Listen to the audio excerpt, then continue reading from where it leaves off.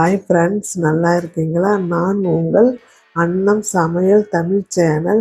எளிமையான முறையில் காய்கறிகளெல்லாம் போட்டு சாம்பார் எப்படி வைக்கலாம் என்று பார்க்கலாம் வாங்க. மிகவும் சுவையாகவும் மணமாகவும் இருக்கும். வாங்க வீடியோக்குள்ளே போகலாம்.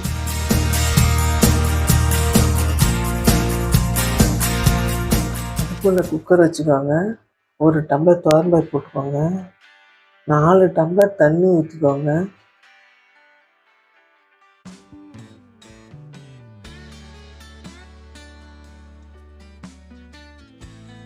பத்து பல்லு பூண்டு போட்டுக்கோங்க. 4 ஸ்பூன் மஞ்சத்தூள் போட்டுக்கோங்க. கொஞ்சம் பெருங்காயம் போட்டுக்கோங்க. உப்பு ஒரு 1/4 ஸ்பூன் போட்டுக்கோங்க. குக்கர் போட்டு விசில் போட்டு மூடி விட்டுருங்க. ஒரு 5 விசில் வரட்டும்.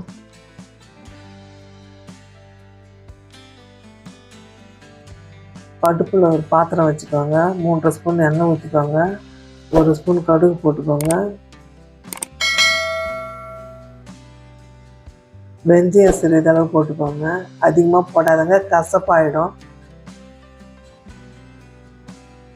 ஒரு 10 சின்ன வெங்காயம் உரித்து வச்சுருக்கேன், அதையும் போட்டுக்கோங்க. நல்லா கிளறி விட்டுக்கோங்க. பச்சை மிளகாய் ஒரு 4 பச்சை மிளகாய் போட்டிருக்கேன்.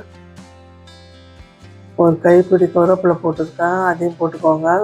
ஒரு பெரிய தக்காளி எடுத்து கட் பண்ணி போட்டிருக்கேன், அதையும் கிளறி விட்டுக்கலாம். உங்களுக்கு எந்த காய்கறி வேணுமோ உங்கள் விருப்பப்படி நீங்கள் போட்டுக்கோங்க. நான் அவரைக்காய், முருங்கைக்காய், சவ் கேரட்டு, பீன்ஸு எல்லாம் போட்டு கிளறி விட்டுக்கோங்க.